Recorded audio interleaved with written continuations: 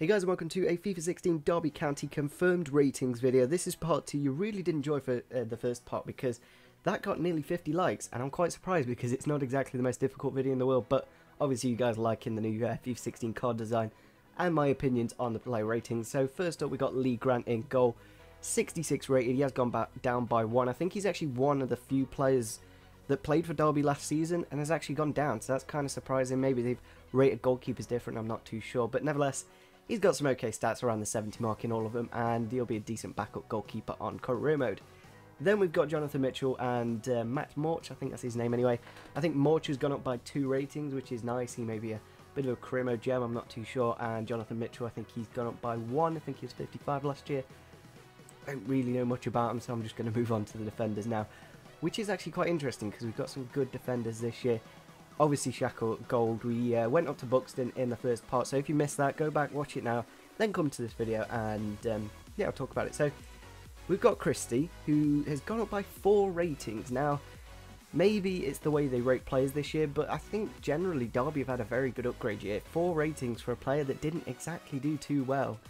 That's kind of surprising, but he did quite well for Ireland over the international break, then he came back to play for us against Preston, did a pretty decent job, so maybe now that Thorne's out for a little bit, maybe another 2 games, I think Christie's got a good chance of cementing in place into the first team lineup. And yeah, we look pretty solid against Preston. Obviously, when we went down to 10 men, it was kind of difficult, especially when we played like 16 minutes at a time. That's not really a realistic time to be defending for on top of the 90 minutes. So yeah, I think a 68 rating for Christie, that's quite nice. And yeah, we're going to move on to Forsyth now, who's got 71 defending and 70 physical. It's a bit of an upgrade. I think he was a 67 last year, and I think he kind of does deserve it. But on the other side of things, Warnock, 68 as well.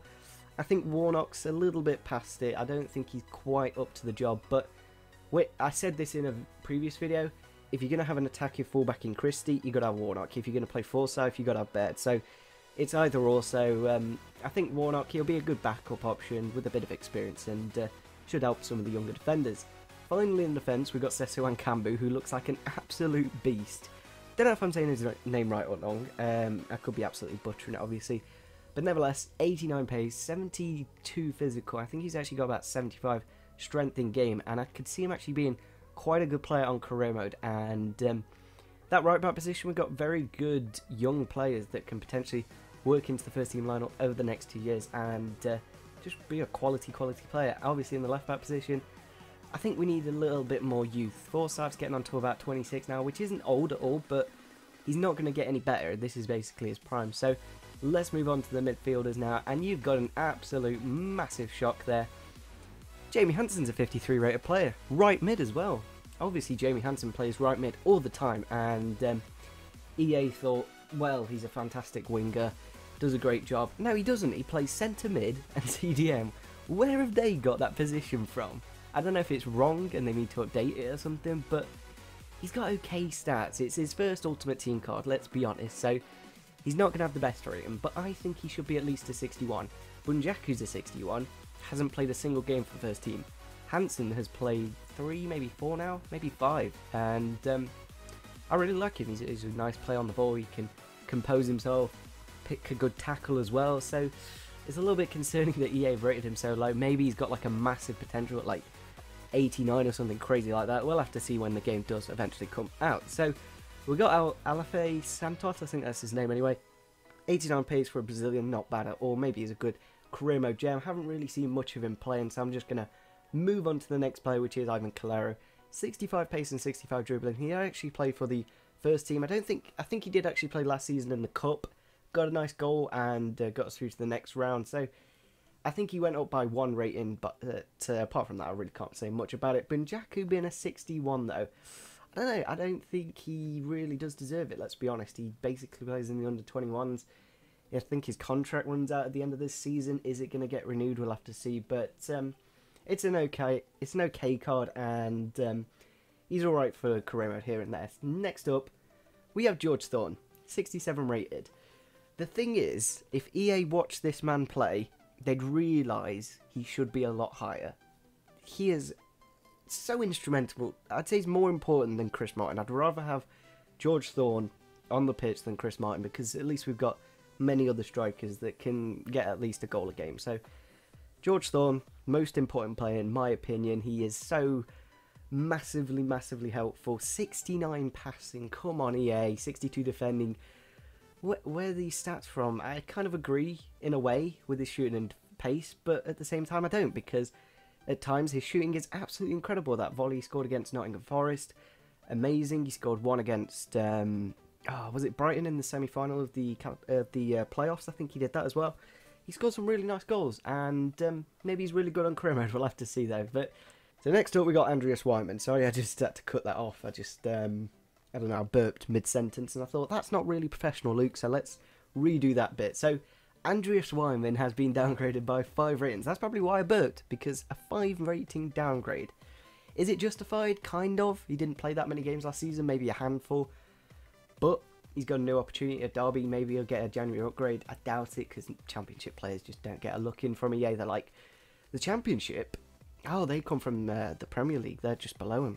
That's literally EA's knowledge of the Championship. That Thorn rating's just hurting me. And the hands, oh my god, just come on EA. Watch them play and you'll see they're better, okay? Anyway, Andreas Wyman, he's got some pretty nice stats. He has had the -5, but obviously he's had the skill move upgrade to 3-star, which is really nice. I'm glad they didn't just keep him at the 2-star skills, because some of the skills he's doing in preseason, I was like, surely he should have at least a 3. So, yeah, 3-star skills on Wyman, nice upgrade. I think he's actually had a pace upgrade. Let me just quickly go on to his page, and he's actually got an 80 beast rating, which is quite nice. There's the 3-star skills, which you can't actually see, and I think he'll be an okay card. He's got some pretty nice in-game stats, obviously. 78 shot power and 75 penalties and 74 finishing and all that lot. Should be quite good, and it'll be a nice option on career mode. Moving on to the attackers, we obviously finished off with Johnny Russell in the last part. Now we're going to go on to Dawkins, Bennett and Zanzala. Yeah, I don't really know him. But anyway, Dawkins, I think that's a fair rating. I think he was a 66 last year, now he's gone up to a 67. I think generally Derby, they've become a bigger team, therefore the ratings are going to be higher. So I think that's a fair rating for Dawkins. Obviously, nice dribbling on the ball. He's a very good player on the ball. Occasionally, just... oh my, he's such a good player sometimes, and he's so inconsistent, it's really frustrating, because when he's in form, it's incredible, but when he's out of form, it's just, oh, that's a shame. Next up, we got Mason Bennett, who I think has gone up from a 60 to a 62, which is a nice upgrade, obviously. 74 pace, 67 dribbling, 63 physical, 58 shot, and he kind of worked himself into the first team lineup at the end of the season this year. I don't know if he's going to get the chance. He's got Darren Bent, Chris Martin in front of him. Is he going to get that opportunity? Maybe he should go out on loan to another club and get some first team football.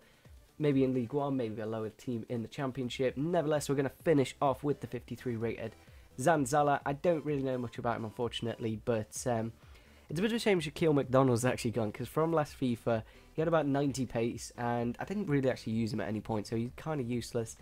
But anyway, I think these two players may have around the 80 potential, maybe around 75. That would be pretty decent just to get him up to obviously Darren Bent kind of range. But nevertheless, we're going to end off the video here. It's been pretty long, and hopefully you guys did enjoy my opinions on what the ratings were. Obviously, we can have a look at some of the in-games ratings. George Thorne, when you look at it in a way, he's up to 76 short passing, which is right, 76 vision, which is totally right.